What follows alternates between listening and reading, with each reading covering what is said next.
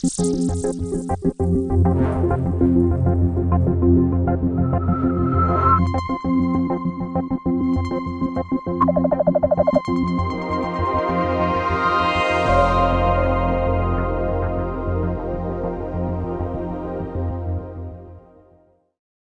you very much. I'm happy to be here and tell you a little bit about some of the work that we do at Arecibo with radar observations of near-Earth asteroids. This involves a large number of people, some of whom are mentioned down here. So, the next slide.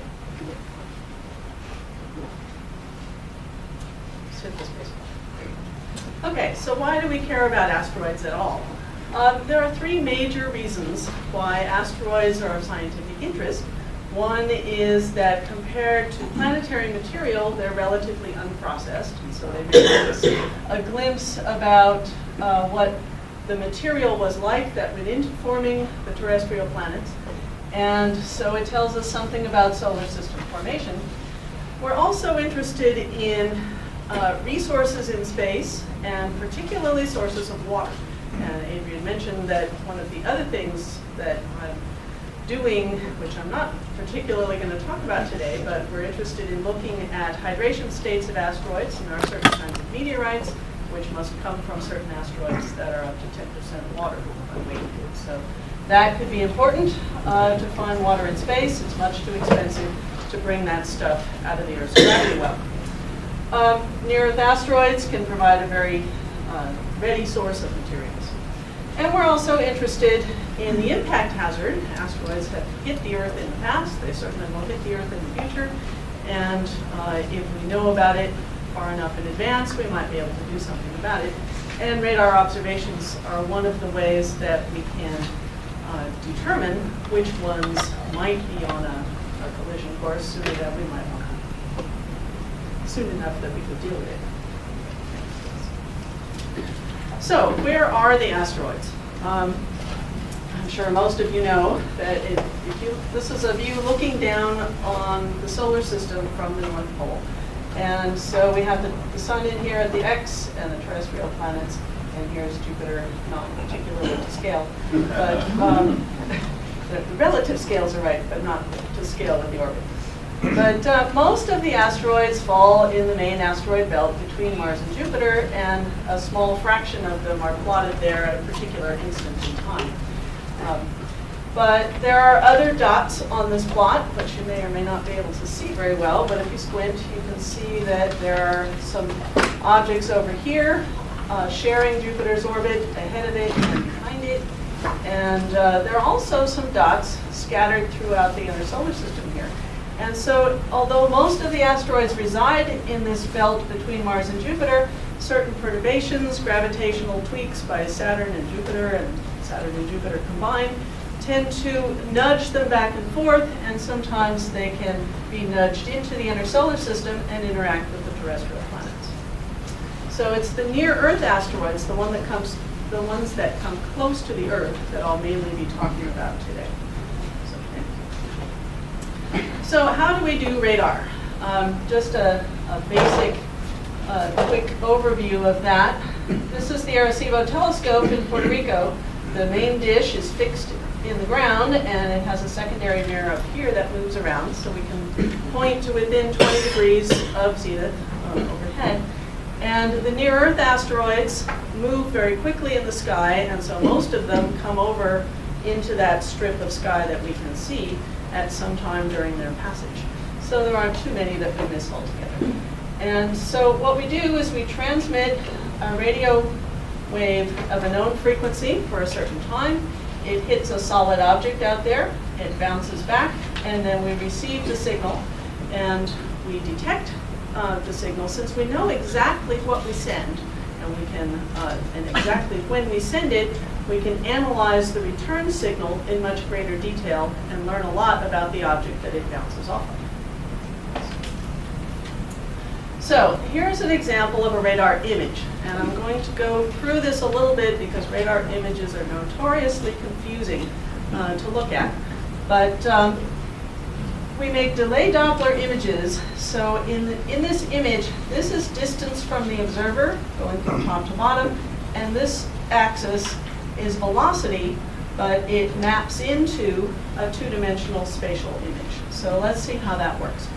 If we have, for simplicity, a spherical object over here, advance. Yeah.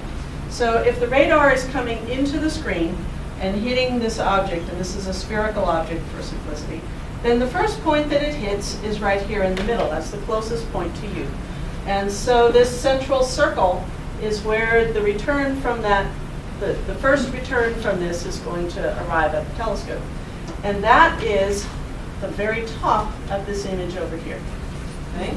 So then in the next little time interval, the radar has reached this circle on the object, and so that's the next row, and so on. So each one of these circles is a line of constant distance from the observer. And so we get a return from the object until it reaches the limb, and so we see the entire front hemisphere of this sphere. Now, asteroids are typically rotating. And so if we imagine, again for simplicity, that we're looking straight at the equator, and here's the rotation pole, and this half of the object is coming towards you, and this half is going away, then we send a single frequency out to the asteroid, but we receive over a range of frequencies spread about that. So the part of the asteroid that's coming towards you gets blue shifted, and the part of the asteroid moving away from you gets red shifted about that central frequency. And the velocity determines how much that Doppler shift is, and how broad the signal actually is. So in this picture, again, this box here and this box here have the same velocity and are at the same distance from you. So both the signal from here and here map into a single pixel over there.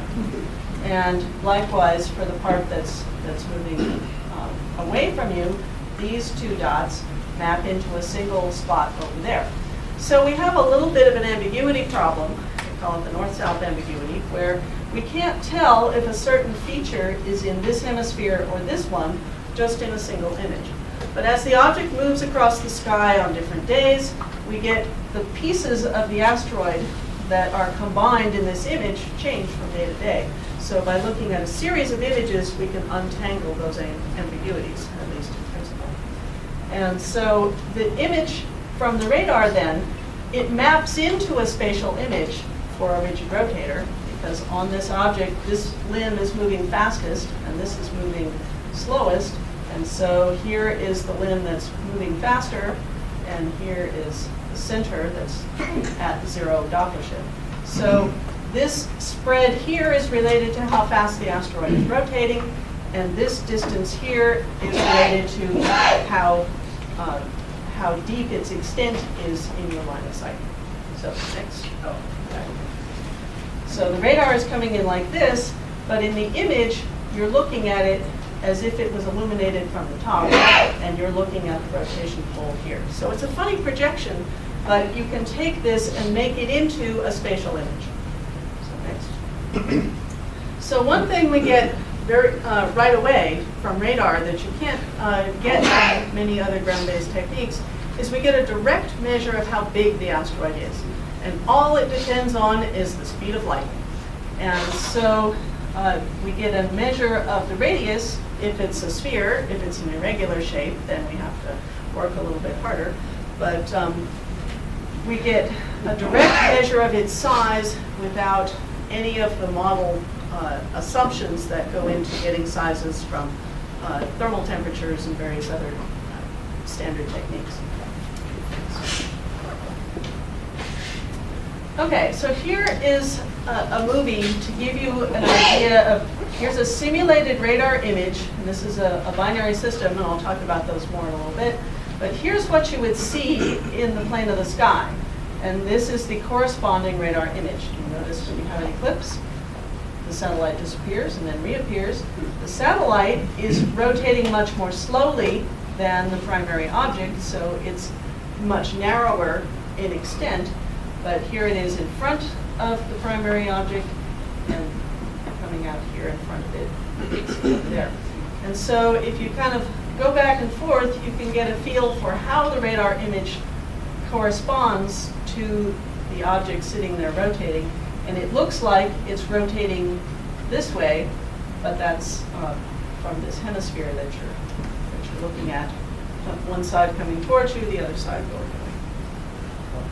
Okay, next. All right, so radar can give us these kind of funny projected images, but wouldn't it be better to send a spacecraft and get a real picture? I mean, this is really spectacular picture of Arecibo from the Japanese Hayabusa mission. And they are wonderful, but unfortunately, we're not going to get to visit very many objects like this compared to the number that we can get radar images for. And got the next slide. If we kind of do a comparison with planetary radar, we can look at a lot more objects. We can get 10 or 20 objects per year and get images of those, whereas we've visited 2 near-Earth objects now. Maybe there will be 1 or 2 more in the next 5 years. Even optimistically, we're not going to reach this number anytime soon. We can get 7.5 meter resolution simply because of how fast we can sample the light. Remember, all it depends on is how far the light has traveled in between the time you can sample it. We sample at 20 megahertz, and that gives us 7.5 meters of resolution on the asteroid surface. And that's within about 1/10 of an AU, maybe a little bit less, 40 times the distance to the moon. Now, spacecraft images can be much better than that, but some of the flybys are really not as good as that. So it's variable. It's certainly comparable to what most spacecraft images of asteroid surfaces have been up till now. Now, we can get dual polarization. When we send the signal, we send it circularly polarized in a single polarization, and we receive both polarizations. If we have a smooth mirror-like surface, when the light hits the surface, the polarization flips, and we get the opposite sense that we send. If it bounces around, then we may get some of the same sense that we send. And so we receive both of those, and the amount of light in the same sense of polarization compared to the amount in the opposite sense gives us an idea of the surface roughness and how much the signal has bounced around before it's gotten back to us. And that can tell us something about the surface. Now, on a spacecraft, typically in order to isolate your transmitter and your receiver, you have them in opposite polarizations. And so you only get a single polarization from the onboard radar system. And that's true of all of the spacecraft orbiting Mars right now. But the biggest difference is that for the cost of a single space mission, you could build and operate Arecibo for 40 years and get that one image and get all of the radar images that you can get for the cost of a single spacecraft mission. And if you look at them from the ground, you get an opportunity to look at a lot of different objects, and as we'll see, they're not all the same. And so to get an idea of the population, we pretty much have to use ground-based methods. So what is it that we measure? In these, we measure the distance from us, and we measure the velocity in the line of sight. And so for the object itself, as I was describing earlier, we get from the velocity dispersion, we get the spin and some ideas about the shape of the object. And from the object's depth in delay, is how far away from you it is, we get some idea of the size and also the shape. Thanks. Now we also get an idea about the object's distance from us in absolute terms and its velocity in the line of sight that determines its orbit. Now this is very complementary to the astrometric positions from the optical surveys that are discovering the objects. We do not discover asteroids at Arecibo. We can't do that. But once an object has been discovered and it has a position in the plane of the sky and a velocity in the plane of the sky, when you do a radar image, it gives you the velocity perpendicular to that. You get the distance and the velocity in the line of sight. And that pinpoints the object's position and velocity at a time, and that determines the orbit absolutely. And so we get orders of magnitude improvement in the orbital elements from a single radar observation. Now, we also measure the scattering properties. So I was mentioning we get an idea of what the polarization is from the light bouncing off of the object, and that gives us an idea of the roughness at centimeter to meter size scales. The frequency that we use at Arecibo is 2380 megahertz, which is a wavelength of 12.5 centimeters. And so that is the scale at which we're sensitive. Very different than the scale that optical light or even near infrared is sensitive to, and complementary. So we also get an idea of its reflectivity, and that can be interpreted in terms of material density, but you do have to be a little bit careful. Because all of the standard models that are used for interpreting these were developed for planetary surfaces, and the assumptions are really not valid for small objects. But we use them anyway, and we try to do the best that we can. So when we look at near-Earth asteroids with radar, and we start getting images, the first thing we want to do is to categorize them. What do they look like? Does this one look like that one? Is it different? And we see broad classes of objects. So we see irregular bodies. These are the space potatoes, things that we expected maybe all of them to look like this. Collisional fragments. These are small things that are being knocked around in the asteroid belt, transferred through orbital resonances to nearer space. And things like Eros and some of the larger main belt objects, Jasper and Ida, that we have spacecraft images for, fall into this kind of space potato-like category, sort of an irregular shard. And we certainly expected them to look like that. But we also see spheroids, and not just big enough to be spherical because of gravity overcoming the strength of rock. These are 100-meter, 200-meter bodies where they shouldn't be spherical unless they just have no internal strength at all. These are gravel piles, and this was a surprise. We also see elongated bars and things that look like contact binaries, these double lobe things, and these have long been seen in the lower resolution radar observations that extend back to the late 70s and 80s, before Arecibo was upgraded to produce more of these images. And they were known as bifurcated objects, and we weren't really sure what that meant, except that you saw these two separate lobes. And now we've seen a bunch of these. I'll show you some in a minute. We also see true binaries, actually separated objects that in orbit about each other. And we now have discovered two triple systems in near-Earth space. And we're starting to see binaries in all different parts of the solar system, and that lets us learn about the densities of the objects. We get masses and densities from a binary system. So that has opened the door to understanding a lot more about these objects. But we have to always keep in mind that if we don't get very complete coverage, poor observation circumstances, a single look at one geometry can give misleading results. Next. Okay, so let's take a look at what some of these things look like. An irregular body, as I said, is an expected outcome for collisional breakup of a larger parent in the main belt. And so here's an example of that, and you can see some surface features on this. I think, unlike some of the other ones, this one is oriented so that the look direction is over here, but you can see it has flat sides and pointy sides, cratery looking things, very irregular body. And if these are really collisional fragments, then we would expect their spin rates to be kind of randomly distributed.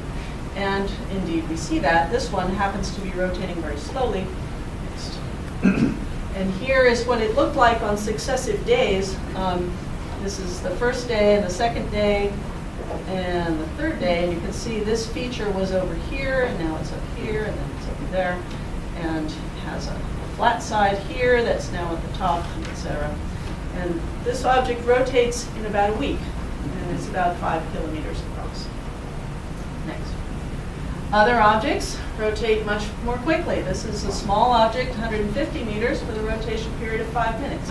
And you can see complete rotation pretty much in this movie. So there can't be any loose material on the surface of this because it's rotating much too fast. Any pebbles sitting on the surface would simply fly off because the surface velocity is 10 times larger, more than 10 times the escape velocity.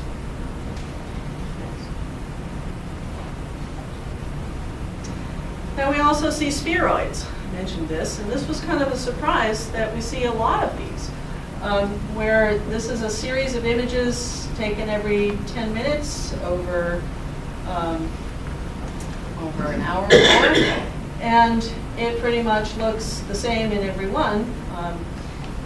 So these have to be strengthless, otherwise they couldn't possibly form a sphere. They have to be gravel piles, basically, with no internal strength. Now that doesn't mean that there's no surface features, because it doesn't mean that it's a fluid. It still has friction. If you take a pile of sand, you can put an indentation into it and it stays there. But so you can have friction-supported features which will support craters. We see both fast rotators like this and slow rotators like this. And it's a little mysterious how you would make a small, slowly rotating sphere. I think we really know the answer to that. Yes. You said there were lots in proportion to the objects you've observed. How many spheroids? Well, all of these broad groups have roughly equal numbers of objects in them, and that's only a rough estimate. But it's not like there's 3 of these, and there's quite a few. We've observed about 150, 200 over the last decade. And so they fall in roughly equal proportions into these categories. Here's another spheroid that we have some images of. I don't know if you can see it a little better than I can see from here, but there's a crater that's pretty obvious in the upper portion here. There's some other features a little farther back. And this double, the appearance of a double limb here at the top is not that the images are not registered right. That is because there's a flat equatorial ridge that we are seeing on a lot of these kinds of objects, and it creates this this effect in the image. Next. Now we also see contact binaries, or elongated bars. And this is an example of one of those. This is 1996 HW1, and it also has a number that I can't really remember, 8567, something like that. And you can see in these images that it has sort of 2 unequal lobes. One is a little bit rounder, one's more elongated, and in this series of images you can see it appear to rotate in the plane of the image. Now we've taken these radar images plus some light curve data that were taken by a bunch of different people. This was bright for quite a while, and so we watched how its brightness changed over time and got its rotation period that way. And putting all that information together, we can come up with a shape model. We can determine what the object really looks like in 3-dimensional space by breaking those ambiguities, as I was mentioning. And so this, oh, whoops. Uh-oh, what happened to it?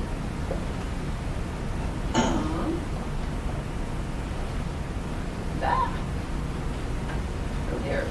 Well, I lost my shape model. Sorry about that. Maybe I can try and get it back for the at the end. Well, back up one. We see a bunch of these things. Here's another one that has this sort of 2-lobed structure to it, and you can see it also tends to flatten out a little bit as the images go by. So how do we form these double lobe things? Is this maybe a binary system that didn't quite separate? Or maybe it was a binary for a while and it fell back together? Or maybe some of each? We see both fast and slow rotators like this, and so that's a clue that maybe there are multiple formation mechanisms. But poor sky coverage can also be misleading. If you have an elongated thing and you only view it from the end, you could be fooled into thinking that it's a spheroid. So having multiple days where you get sky coverage to see this object is important to really see what it looks like. And here's another one, 2001 KZ66, that's pretty elongated, has two separate lobes, and you can see in some orientations, it looks like they're actually physically separated, but at others, they're clearly joined together. Oh, there it is. It just got put in the wrong place. Here's the Shay Model of asteroid 1996 HW1. And so here's what it looks like along its principal axes. And it looks kind of like a little termite kind of thing or something. And the yellow region means that it was only seen at high incidence angle from the radar. And so the model may be artificially smooth there because we didn't really see it at a very favorable orientation. But the model isn't unconstrained there because the light curves did determine that it didn't have anything dramatic sticking up. But the light curve data is not sensitive to concavities. And so there could be little craters and scooped out parts there that we didn't see. It was oriented such that it pretty much moved across the sky within 9 degrees of the equator on all the days. Okay, next. All right, so let's move on to binary systems. And this was something that the light curve people had been saying for some time, but no one quite believed that this was the only explanation for making a brightness curve that looked like that until in 2000 we discovered DP107, which was a clearly separated binary system in the radar images. And here's a short little movie where you can see the secondary moving down relative to the primary, and they're clearly separate objects in orbit about each other. Now, these are remarkably common. About 1 in 6, about 15% of the near-Earth asteroids seem to be binary systems, or multiple systems. And the primaries are typically spheres that are rotating near their gravitational breakup limit, about 2.5 hours typically. And the orbital periods are often near 1 day, though there's some as short as about 12 hours and some as long as about 1.5 days. And the secondaries, some of them that we have seen, have irregular shapes and often are slowly rotating. Many of them are tidally locked, but not all of them. And a couple of cases we know, most of the orbits are circular, but a couple of them we do know have significant eccentricities. And so there are a variety of these things, but now we're pretty much eliminated most of the formation mechanisms except that York spins them up and a satellite falls off, although the details of that are still being worked out. And this is the one that was best characterized, and you might recognize this from the cover of Science some years ago, Steve Ostro's paper. And these are, again, the 3 principal axis projections of what KW4's primary object looks like. And you can see it has this bulge around the equator that is basically material sitting on the equator is nearly it's nearly orbiting just above the surface. And so it's very, as the object goes around, the tides from the secondary can lift that material up and the object rotates underneath it and shift it around. And so it can slide freely along. And this is a very different view of the mechanics of what happens on a near-Earth object than anyone had really thought about before the detailed shape of this was known. And so looking at the detailed shapes of this isn't just an interesting exercise to see what it looks like. It's really telling us about dynamical processes. It's telling us about formation processes. And it's giving us a whole different understanding of near-Earth asteroids than we had before. Here's a couple of more binary systems. This is 2003 YT1, which is coming back next year. And so we'll have a chance to look at it again. Not close enough for radar, but close enough for other kinds of studies. And this is nearly a full rotation period that you're seeing of the primary down here. You can see this one isn't quite as round and smooth as the others. This one actually has some facets and some features on it. And the secondary was at near its greatest extent up here, not moving very much. And the next day, it's moving here past the primary, nearly even with it. And this is one that the orbit does require a small eccentricity. Yeah. You just brought up a point which raises a question of what's the effective range for the Arecibo instrument to image these objects? Well, it depends on signal to noise, mostly. But in practice, what that means is for most of these objects that are up to a kilometer or two in size, that we can image them up to about, I had 0.08 AU on that slide before, 0.1, even 0.12 or so. It's about a minute or two away in terms of radar return round trip time. And it's 2 seconds to the moon, if that gives you a handle on that. A Yeah. follow-up on that, how does the sun affect the difference in observation for the Earth-Venus asteroid populations compared to the Earth-Mars population, or Mars-Jupiter population? How's the sun affected? There are asteroids that cross the orbits of all of the inner planets. There are asteroids that cross the orbit of Mercury as well. But as you go towards higher and higher eccentricities, there are fewer objects that we know of that cross the orbits of Venus and Mercury, partly because they're more difficult to discover. You have to look close to the sun, and most of the asteroid surveys have not been concentrating on that, although the objects do move around. I mean, we've found some of them as they're going by the Earth that do come close to, they cross the orbit of Venus and things later. So I don't know that we've sampled that population as thoroughly. Do you get much noise, radar noise from the sun or solar? No, effects? the sun doesn't affect us at all. We can do this day or night, it doesn't matter.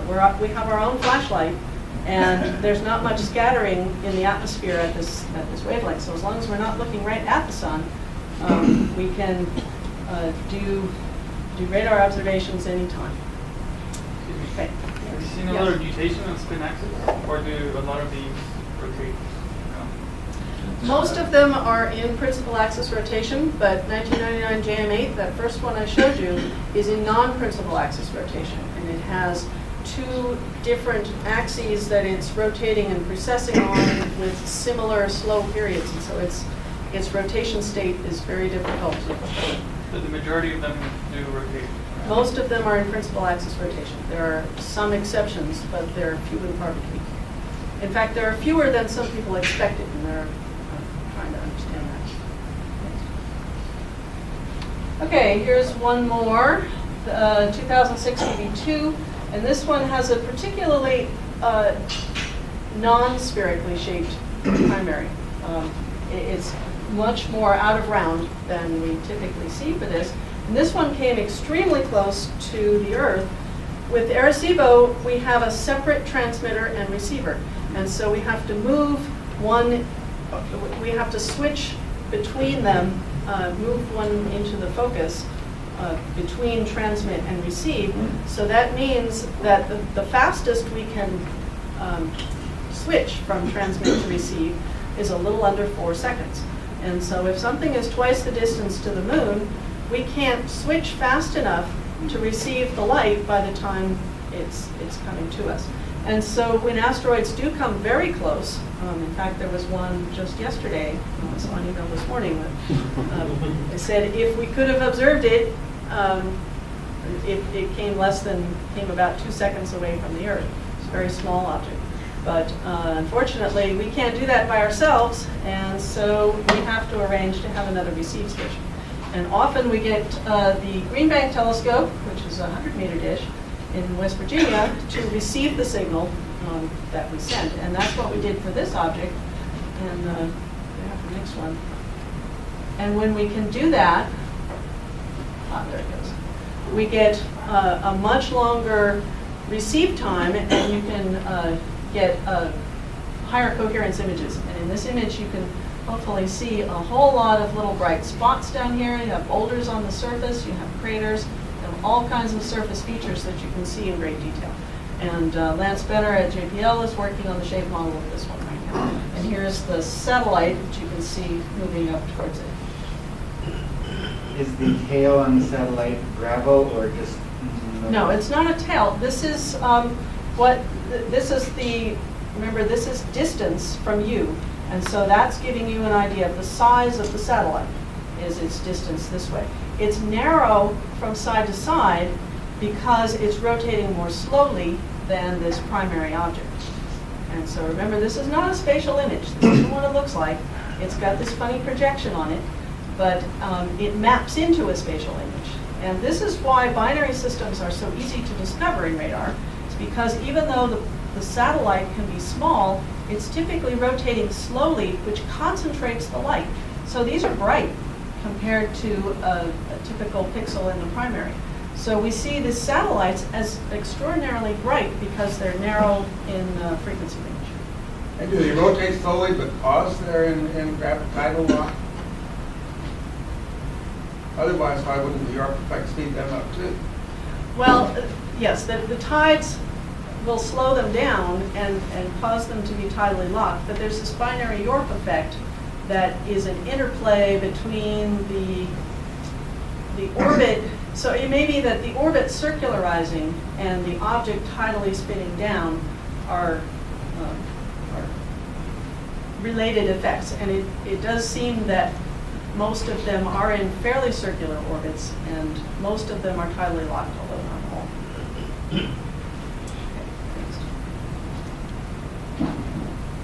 Okay, and in February of 2008, we discovered the first triple system among the near-Earth asteroids. There are triple and multiple systems already known in the main belt and the Kuiper belt, and of course Pluto has 3 satellites. But this was the first one in near-Earth space. And this is asteroid 2001 SN263, and this is a series of images in February, and this is date in February down here, and in each of these the primary is here, and here's one of the satellites, and here's the other. And you can see them moving along. Next.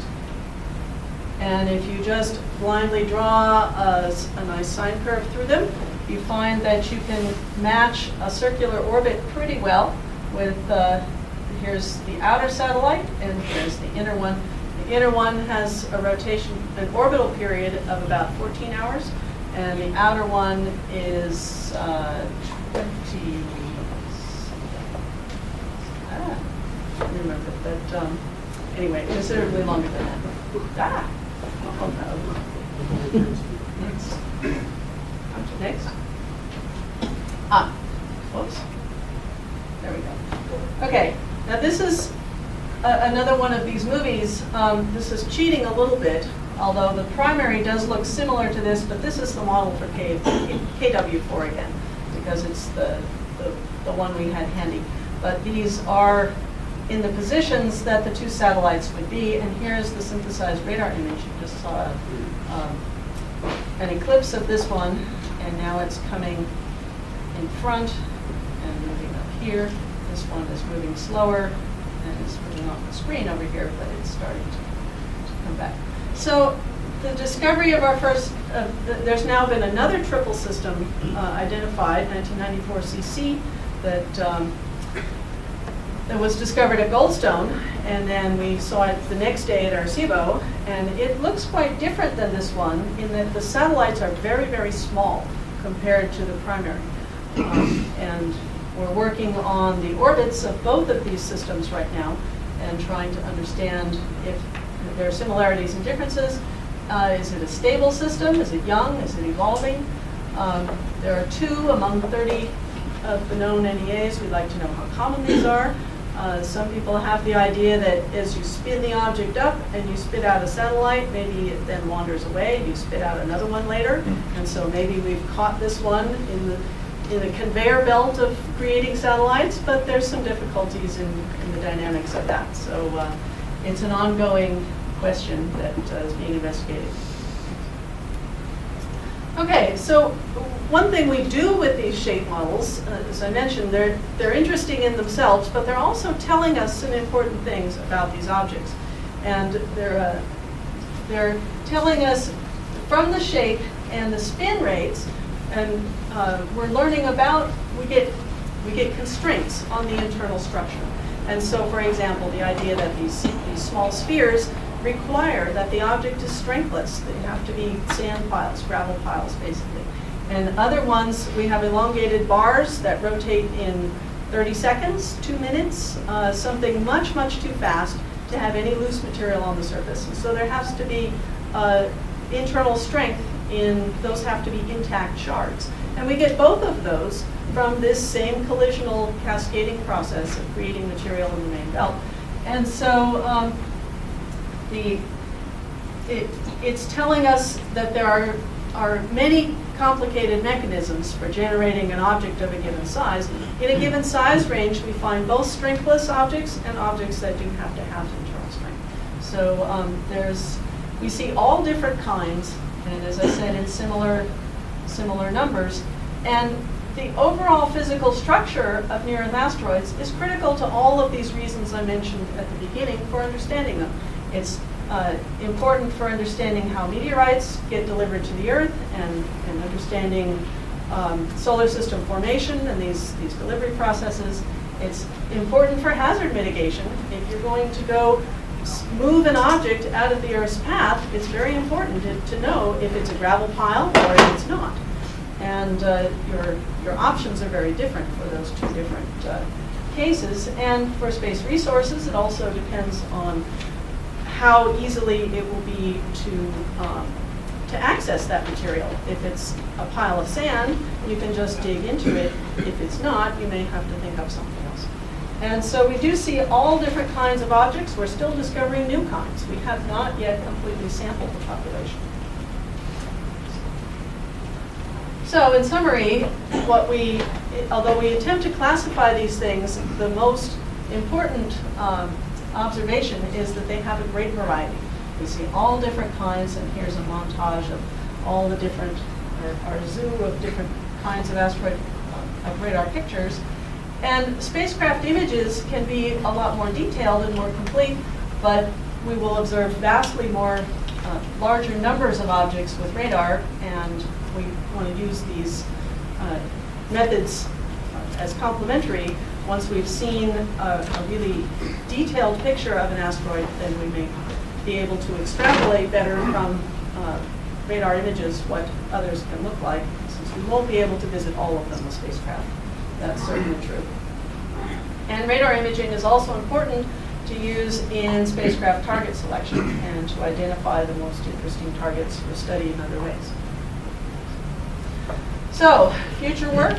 At Arecibo, we're still discovering new kinds of asteroids. We have an incomplete sampling of the population.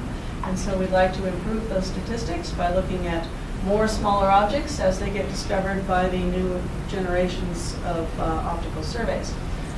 We can make some resolution improvement, although the fundamental limit is the transmitter bandwidth, and we can get 7.5 meter resolution at Arecibo routinely. And Goldstone is in principle capable of higher resolution because they use a higher frequency. But in practice, they're limited to signal to noise, and Goldstone is a factor of 20 less sensitive than Arecibo. And so in practice, the number of targets that Goldstone has access to, even though they can point all over the sky, is much smaller. And they also cannot schedule asteroid observations on short notice, whereas at Arecibo we can. We have been doing radar of near-Earth asteroids within hours of receiving an email that it has been discovered. And so we can respond very quickly, and we try to do that whenever possible. And we're also trying to coordinate multispectral work for characterization of the radar targets and the visible, near IR, thermal IR, and all of that sort of thing to understand more about what these objects are really like. So, thank you very much.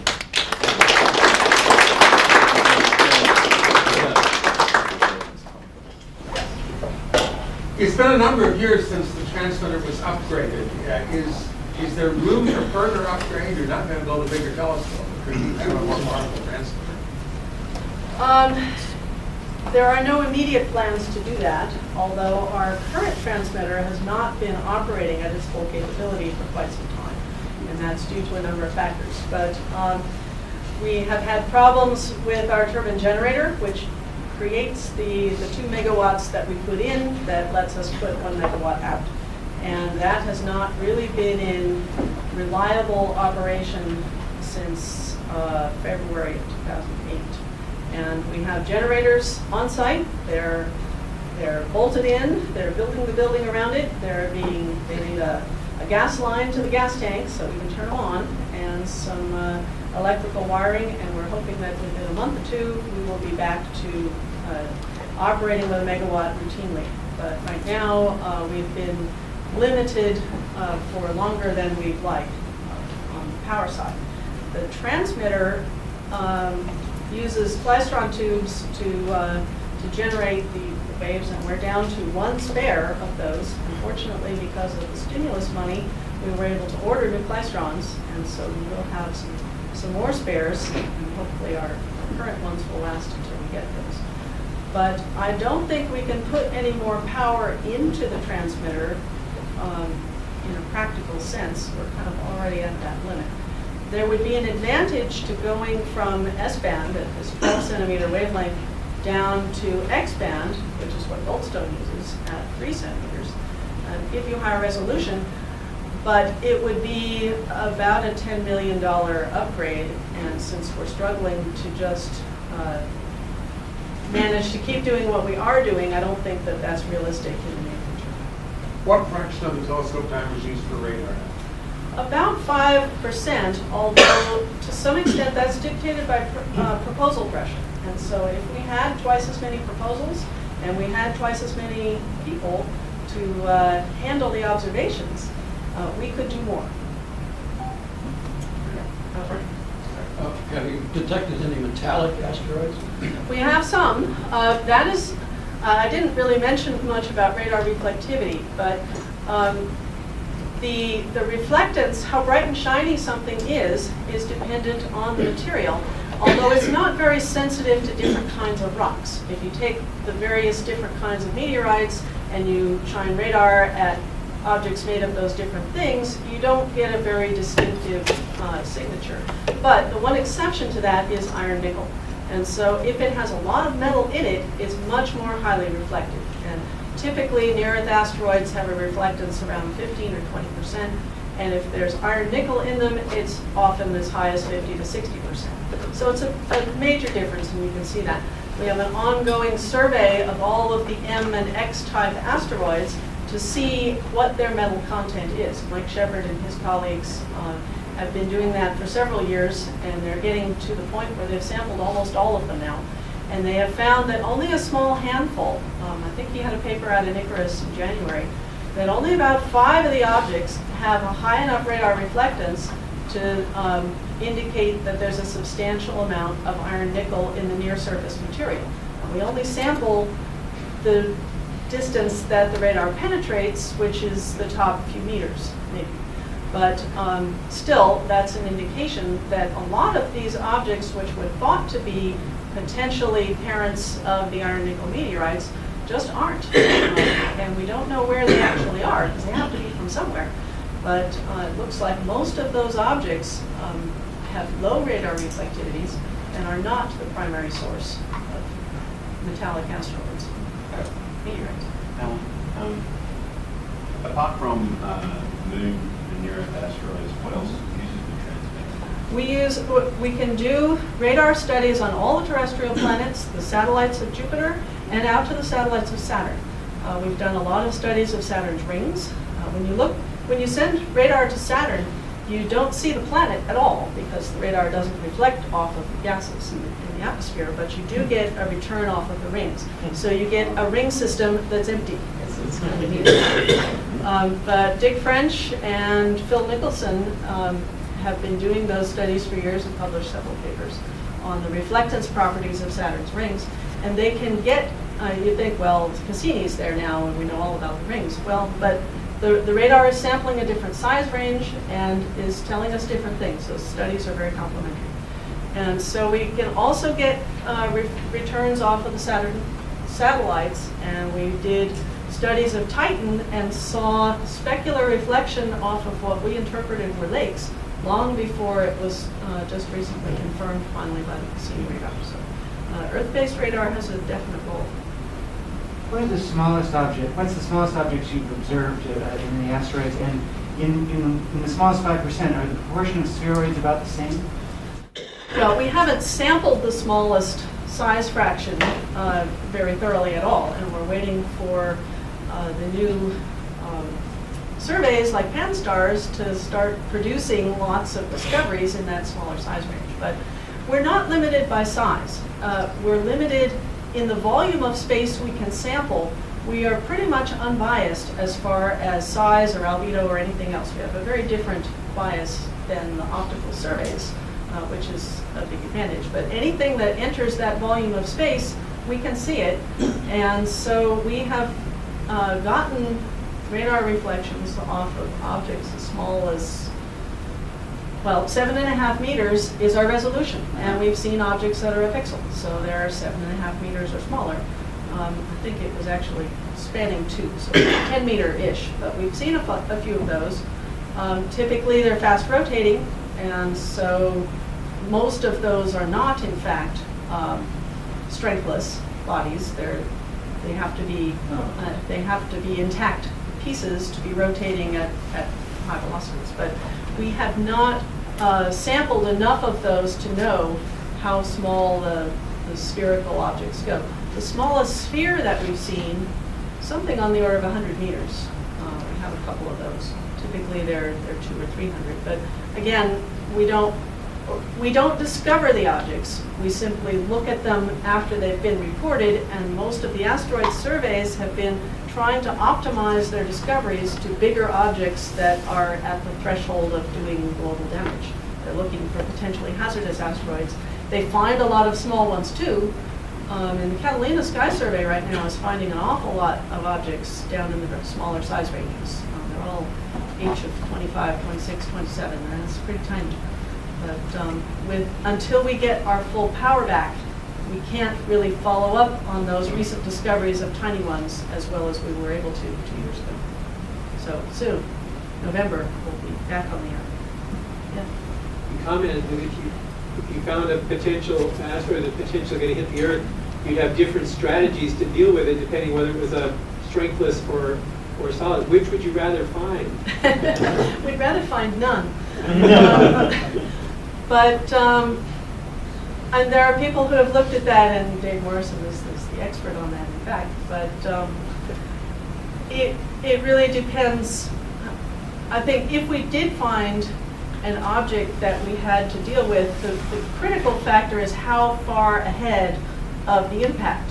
So the best way to do it is if you have 50 years to deal with it, you send a solar sail out there or something, and you very gently steer it, or you paint half of it white so that its Yorp effect does the pushing for you. The sun is your friend, and can keep pushing on it all the time, and so that will move it enough to not be a problem. But if you did find something that was going to hit much sooner, then your options are more limited. But you would definitely need to know whether it was a strengthless body. That might be that you could blow it apart, but you'll be just as dead from a shotgun as from a bullet. So it might not actually help you that much. So it's important to know. Push a bullet. It would be easier to push it, but you have to push it in the right way. It's a rotating thing, and it's oriented some way. Do you come in along the pole? Your pushing options are also limited that way. Speaking of things heading towards us and the sun, if a comet is coming towards us from the general direction of the sun, the optical people can't pick it up.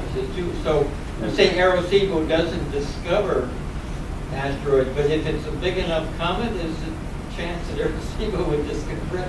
We can't discover things, but we can look at them, we can observe them. And another thing that I do is look at comets, not so much with radar, although we do look at comets with radar whenever we can, because we get a return from the particles in the coma as well as the nucleus. And that has been a really good way to probe the size range of centimeters to meter size particles, chunks in the cometary coma that the optical people are blind to. What would it take to be able to discover comets? It simply can't be done because you send the radar wave into a volume of space, and you have to choose your sampling to gate the region that you're looking at, and you have to then process it at all possible ranges and Doppler velocities. I mean, you have to put the ephemeris in to be able to find the object within that volume in the first place. Is this a continuous wave radar that slowly changes frequency, so you judge distance by the frequency? It's fixed in frequency. We don't do a chirp, although the Goldstone people have just started doing chirped observations that we're just recording Is on it that. pulsed? It can be pulsed, yes. We can do continuous wave, or we can do coded signals. When we do the imaging, we send the signal in a continuous way, but it's phase coded, so that when you receive the signal, you then separate out using the phase code the separate range bins to make up that delay Doppler image. But you can choose your Doppler frequency resolution after the fact. So we sample the wave fully in phase and amplitude and everything. We fully Nyquist sample it so that we can sort of do the observation afterwards. I'm asking these questions in Seems terms like of cheating. SETI, because I'm thinking, is there, some out there intelligent people on a planet, and they're using radar to detect threatening comets or asteroids, and could we overhear accidentally what their radar Well, as they search for threats? if we were on a planet orbiting a star within about 10 light years of here, I think is the number, and Arecibo was pointed straight at us, we could detect it. SETI would detect it. The problem, of course, is you have to be in the right place at the right time. And if you go and do a calculation of what volume of space have we been transmitting into over the last 10 years, and the odds are pretty darn low. But it's powerful enough to see from some of the nearby star systems, if you're lucky. Whether you recognize it, I don't know. So a logistical question. If you wanted to land a robot on one of these asteroids, like in the binary where the pebbles get lifted up and rotated around, first of all, are they going around the primary so fast that if you landed a robot, it would get like shot up and destroyed instantly? Or Well, no, would the the robot orbits- maybe get pulled up by the secondary? The orbit's of order a day. Okay. So these if are it's going slow, up, 5 miles an hour or whatever. The velocities are slow. It's centimeters a second, and it's all happening very slowly. But we think that material sort of slides down from the poles as well to the equator, and at the equator, it's just barely held on there. So it does mean that if your robot is trying to grab material off the surface, it's very loose. It's just sitting there, and it would be very easy to do that. But your robot also wouldn't be held on very well. Right, So you'd you have to have to be grip sure to or- not, or don't jump. Yeah. But yeah, people are thinking about these, and there is a plan, there's a couple proposals to try and visit a binary or a triple system and investigate those systems. And if one of those gets chosen for flight, that would be really exciting. And we will have a talk in the second week of January on sending small robots to near Excellent. Cool. Second week of January. Alan, Yes. what about using the ATA as your receiver instead of Goldstone? Is that possible? Does the frequency range overlap? Do you have an S-band receiver, 2380? I'm not an ATA expert. Maybe our ATA expert. I don't know. In principle, sure, it could be done.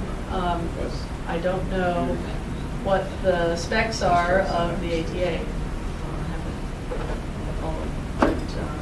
Yeah, so when we do these bistatic experiments, and we have done a couple with the VLBA network that have been successful at distinguishing prograde rotation from retrograde rotation. Michael Bush now at UCLA has been pioneering that technique, and so we've done that successfully. We can receive, if Arecibo transmits, we can receive at Goldstone, we can receive, we have received at St. Croix, they have a 25-meter dish there, and we've tried to receive at the Deep Space Network in Madrid, think logistically that for various technical reasons that didn't end up working, but in principle, it can. So when the baselines are oriented right and the object is in particular orientations. I mean, GBT is most convenient to us. It's not so far away in longitudes, so that, and they have been very, very cooperative as far as scheduling targets of opportunity and doing kinds of last-minute rearrangements of the schedule and things. They've been very willing to work with us on that, and so that's worked out very well. Well, as a token of gratitude for coming along and giving a great Thank talk you. today. A special That's very nice. Drake equation. A Drake equation. Thank you very much. So please join me in thanking Howell.